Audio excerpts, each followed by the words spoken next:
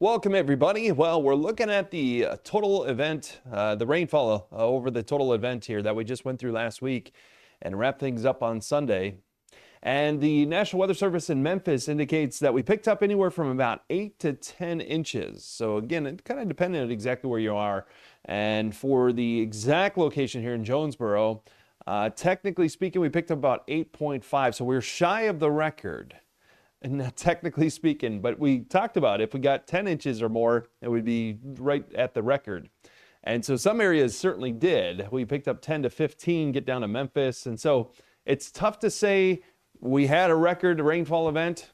We'll have to kind of wait and hash out some more of the numbers when it comes to that, but definitely in the top 3 to 4 events on record. And so we have a number of flood warnings out across the area, and keep in mind that the bigger rivers, for example, the Mississippi, is going to crest a little bit later this week, maybe Friday, Saturday timeframe. And part of that is because this is the bigger basin, and so everything feeds into it. So the smaller streams and rivers tend to crest already. If they haven't already, they're going to momentarily, and then the bigger ones will crest a little bit later. And so we've got a frost advisory on top of the flood warnings.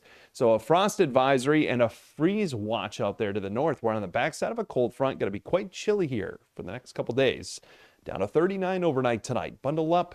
Again, a little patchy frost. If you have any cold sensitive plants, you might want to cover those. And then 56 for a high temperature tomorrow. Keeping it cool, and average high is 69. So well below that. Dress warmly.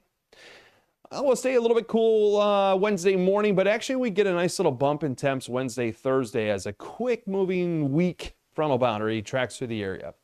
Could have an isolated shower along that here Thursday, maybe. Most areas will stay dry.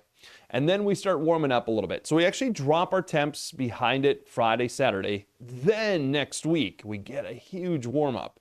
And next week also with that warm up, we'll have the potential here for some bigger storms, I think. So that weather pattern changes. In the meantime, though, we're kind of hitting pause on everything.